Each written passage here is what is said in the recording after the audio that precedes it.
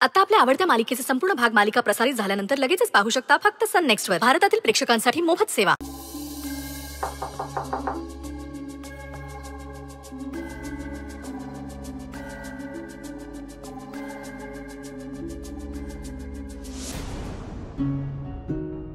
या ना madam.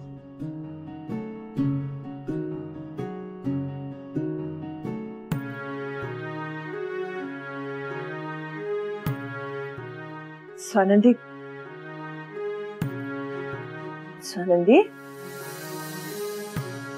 Madam तुम्ही हे काय असं कोणी झोपून राहतं का? आणि मणी म्हणत होता तू काही खात नाहीयेस म्हणून. असं कसं चालेल स्वानंदी?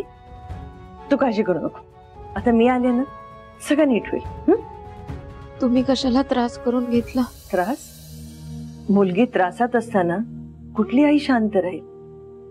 एक मिनिट, आता हे सगळं विसरून जा. आता सगळ्यात आधी तू काहीतरी खाऊन घे. सूप, हा थोडीशी ताकद येईल तुला. आणतो आणतो. खूप त्रास होतोय का? नाही मॅडम, मी ठीक आहे. स्वानंदी, तू आणि तुझा हा शोषिक स्वभाव. कसं स्वानंदी? आठवत आहे ना, हॉस्टेलमध्ये रात्रभर तापाने तळमळत होतीस, पण शेजारी झोपलेल्या फातिमा आणि जेसीला तू उठवलं सुद्धा नाहीस.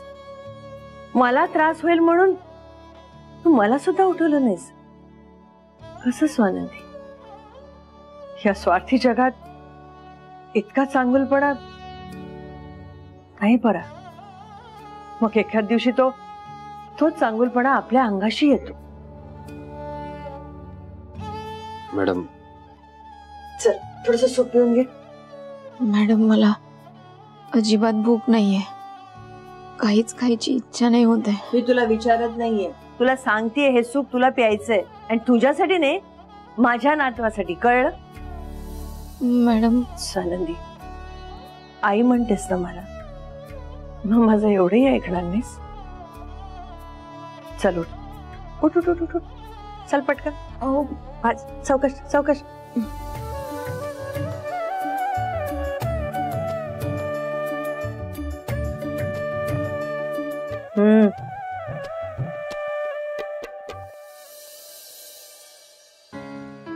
खूप दुखतंय का?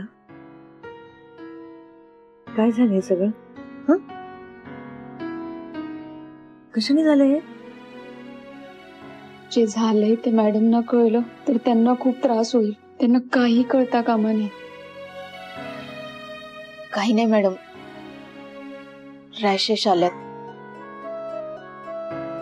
औषध लावलं ना होईल लवकर बरं.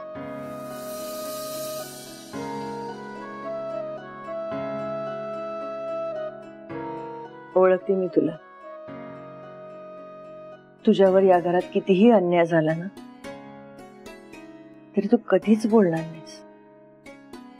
तुझ्यावर या घरात किती अत्याचार होतोय ह्याची सगळी कल्पना मला मणीने दिली आहे.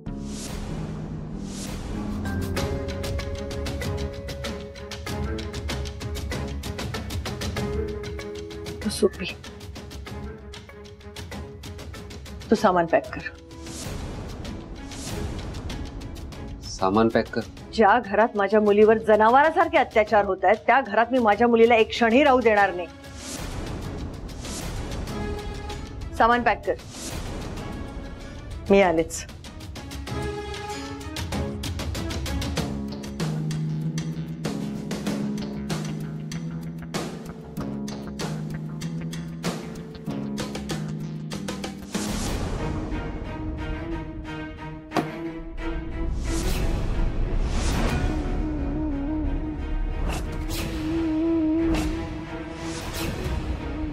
तुम्ही इथे काय करताय? आपल्या मुलीचा जीव जातोय हे कळल्यानंतर एक आई जे करतेय तेच करतेय मी. काय बोलताय तुम्ही? तुमच्या घरात माझ्या मुलीचा जीव घेण्याचा प्रयत्न केला गेला आणि तुम्ही मला विचारतात की मी काय बोलते म्हणून. लाज कशी वाटत नाही हो तुम्हाला? हे बघा, एक शब्द बोलू नका. मोठे खासदार म्हणून पोलिसांचा ताफा घेऊन स्वतःभोवती फिरताना स्वतःच्या सुरक्षतेसाठी मग तुमच्याच घरात तुमच्या सुनेवर अत्याचार होतोय तो तुम्हाला थांबवता येत नाही? मोठमोठ्या विरोधकांना पुरून उरताना तुम्ही मग स्वतःच्याच घरातल्या 2 नीच बायकांवर जरा बसवता येत नाही तुम्हाला? अहो, माझं ऐकून तर घ्या. काय ऐकायचं? काही ऐकायचं नाहीये मला. आज मी बोलणार आणि तुम्ही ऐकायचं, नाहीतर मी काय करीन ना याची तुम्हाला कल्पना पण नाही. तुमच्या दारुड्या मुलाबरोबर स्वानंदीने लग्न करण्याची तयारी दाखवून तुमच्यावर आणि तुमच्या कुटुंबावर उपकार केलेत हे विसरू नका. तिने नकार दिला असता तर तुमच्या अब्रूची लत्तर दिल्लीपर्यंत टांगली गेली असती आणि मग तुमचा मुलगा सुजित आणि तुम्ही तुरुंगात असता. आणि लग्नात वेगळं काय झालं? आपल्या शरीरात सर्पदारांचं रक्त आहे हे त्यांनी सिद्ध केलं आणि तुमचा बिघडलेला मुलगा भर मांडवातनं पळून गेला. आणि त्यावेळी तुमची होणारी नाचक्की मणीने सांभाळलीये. तुम्हाला आणि तुमच्या कुटुंबाला वाचवलंय त्यांनी. आणि तुमच्यावर उपकार करणाऱ्या मणी आणि स्वानंदीच्या संसाराच्या मुळावर उठलात तुम्ही. माझ्या निष्पाप मुलीला फिजिकली अब्यूज केलंय तुमच्या नीच बायकोनी आणि सुनेनी. काय दोष होता माझ्या मुलीचा? माणूस म्हणून घ्यायला लाज कशी नाही वाटत तुम्हाला? हे बघा, मी त्या दोघींनाही रागवलोय. यापुढे माझ्या मुलीवर हात जरी उचललात ना तर लक्षात ठेवा, हात उगारला जरी ना तर मी हात तोडून हातात देईन. आतापर्यंत जे झालं ते शेवटचं होतं. आता यापुढे मी हे सगळं होऊच देणार नाही. मणी आणि स्वानंदीला या नरकात मी राहू देणार नाही. मी मणी आणि स्वानंदीला माझ्या बरोबर घेऊन जाते. 1 मिनिट.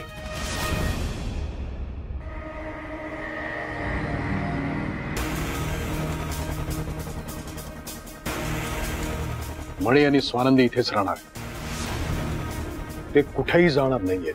एवढी बोलायची तुम्ही हिम्मत करताय ह्याच्यावरच कळतंय की तुम्ही किती निर्लज्ज आहात. मी मणी आणि स्वानंदीला इथून घेऊन जाणार. हिम्मत असेल तर मला थांबवून दाखवा.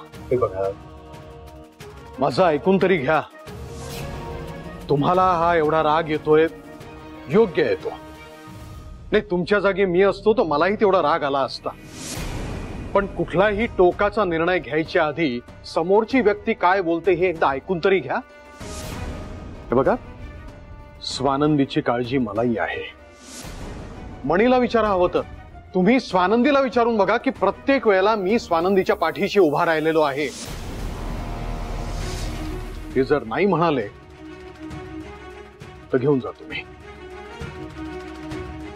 हे बघा, मला पण स्वानंदीची